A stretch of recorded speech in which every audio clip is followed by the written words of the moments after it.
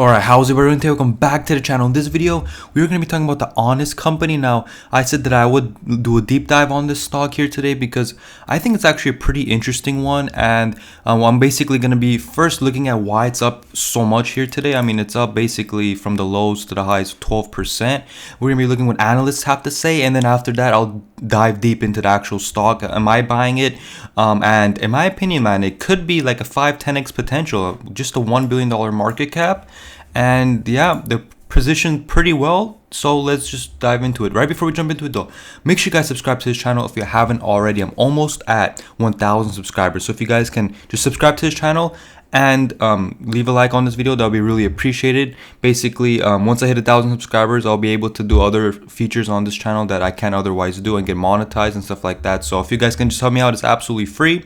Just click that subscribe button. You can subscribe at any time if you would like. But yeah, let's jump straight into it now.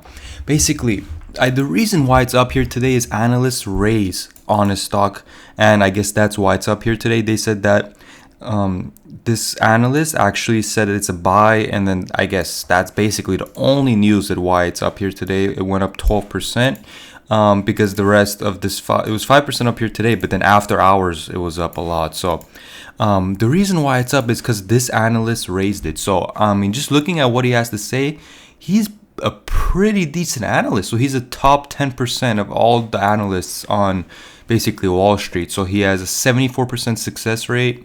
His average return is not bad, so I would say it's a pretty decent rating. Like it's one of his best. It's one of the best like you can possibly get in terms of an analyst ranking. So that's pretty decent there. And yeah, let's look into like the investors, right? So obviously Jessica Alba's the founder of the company. She's not the CEO, but she's a founder, and I think she's kind of leading the company a lot. She's working a lot on this as well. The CEO is Nick Vlahos, which I believe worked for, if we go to their investor relations, I believe he worked for like Clorox and stuff like that. Yeah, he worked at the Clorox company, and he was an executive vice president and COO of the household lifestyle core functions. So that's a pretty big part. I mean, Clorox is what, $10-20 billion company, right? And they don't do exactly what this company does, but they're there. And if he's been through the beginning, it seems like he's kind of like one of those founders there. In this role, he was directly responsible for the sales, marketing, IT, research. So basically, he was doing everything. It seems like, he wasn't one of the founders, but seems like he was there since the beginning for the Honest Company, which is pretty interesting. And a lot of other people are from, like, this person's from Charlotte, Seas Candies. I mean, they're from pretty big companies, right? And then I believe this guy was from Clorox as well. So it seems like he brought on a lot of people from similar companies, which is pretty good because this is only a $1 billion stock here today. So it's a $1.5 billion company after it being up so much. But the reason why I wanted to look into this is because this was like a $20 stock, right? When it IPO'd, it was $22. Now it's only at 16, and recently it was at 14, 15. So this is pretty interesting. Now, they're not profitable. That's the only kind of iffy thing I have about it, is that they've been around for quite a while, but they haven't been profitable yet. And if you look at their balance sheet, I like their balance sheet right there. They only have $38 million in debt, but they have 64 in cash. So they could literally pay off all their debt and still have another half just to spare, right? Another 30 million just to spare after they pay off their debts, which is pretty interesting. Now, yeah, as you can see, they're not profitable, right? So their bottom line is negative. So they don't have a P ratio. If you look at their sales, it's at a 4-5 price to sales ratio, which is, I mean, it's not bad. For this kind of industry, I'm not too up to date on like what exactly multiple you want to pay, but from what I see from their growth, a 4.5 multiple is not too bad. For them going from 200 million to 300 million, that's not bad, man. That's not bad if you ask me. I mean, it all depends on what the future has. I mean, there's no analysts on this stock, right? I mean, if you go to Honest Company, there's not too many analysts on this company. Obviously, we have that one. We have 7. None of them show up on Yahoo Finance. One person has them doing a 15, 18, 21. But none of them have like thorough research on this company because it's so new to the market. I think it just IPO'd in May. But if you look at their thing, their website ranking for the Honest Company website, I mean, it's trending really positive. Like a lot of sites, you don't see this. It's trending really well. Now, I would say this latest uptick maybe because of their IPO. As you can see, it's kind of flatlining a little bit and then it just jumps up all of a sudden. This might be because they just IPO'd in May 25.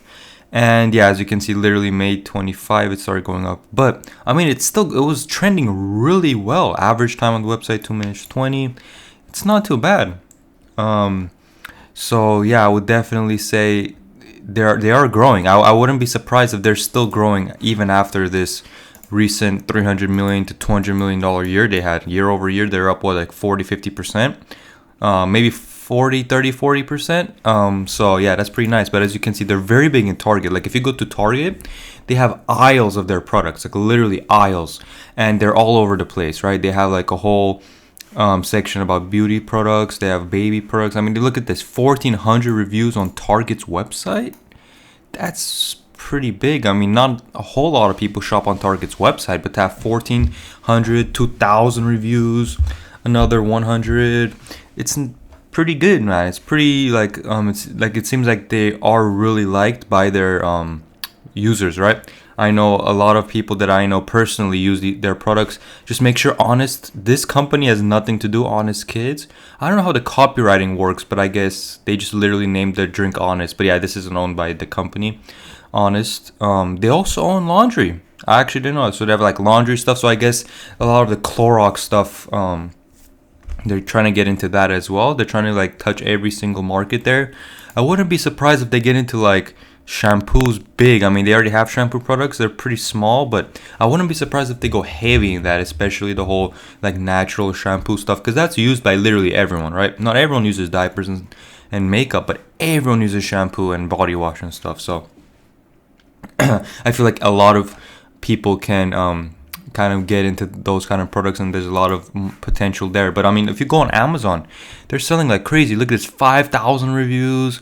They got 2K reviews. They even have like a whole commercial on Amazon's website. So they're doing everything right in terms of getting the marketing out, getting the sales in, especially this last year. But the only issue I have is that they can't be profitable after all these years. If you see their gross profit, it's not bad. It's about 30% margins.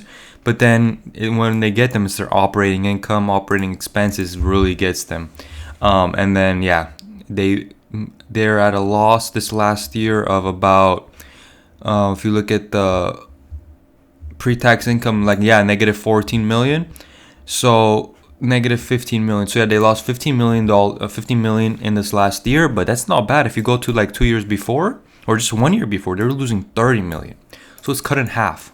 So if this year they could potentially maybe lose 5, 6, 7 million, especially since things start to open back up and maybe it's easier to get products out, stuff like that, I feel like unless inflation takes a toll, but I don't see it really happening. I think their margins are really like good to the point where they're not like selling cookie cutter shampoo, right? They're selling more premium products. So I feel like inflation is really not gonna like hit them too much there. So yeah, I wouldn't be surprised if 2023 they start hitting profitability. Maybe not this year, 2021, maybe not next year.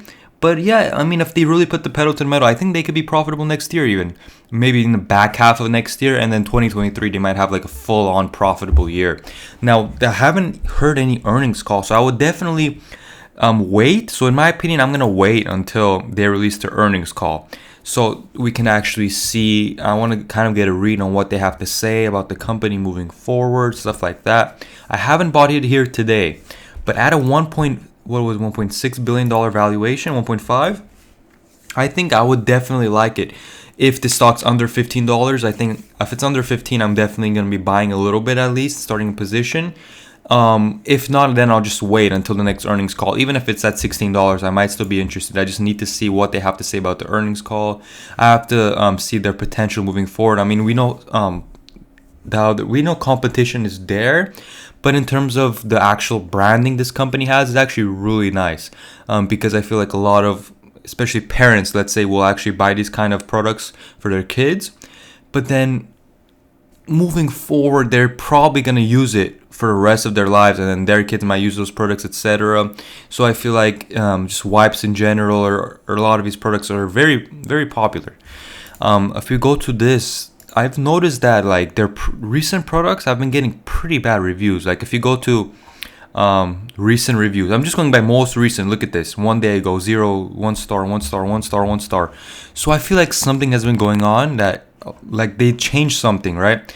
Look at all this, 1 star, 1 star, 1 star. This is all recent reviews. I'm not sorting, so I feel like that's a little bit concerning, that just they can all of a sudden get a ton of bad reviews because they did something poor. I mean, you would think they would test their products before releasing it, but who knows, man. So yeah, I'm waiting on this one. I'm not buying it yet, but I wouldn't be surprised if this is a $5 billion stock in the future, $5 billion market cap. And if that happens, this is a 3x, 4x, maybe even 5x, right? This is a $100 stock in the future, long term, if they can actually execute.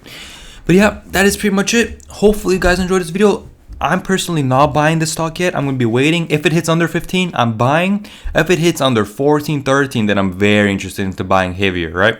But nonetheless, regardless, I'm going to be waiting until their earnings call. If you go to their investor relations page, it's empty. Like they have literally nothing to show for. Like you go to news and events, it's empty. Literally the last thing they have is initial IPO. IPO is the only thing they have. They have nothing else basically to really show for it. But yeah, hopefully you guys enjoyed this video.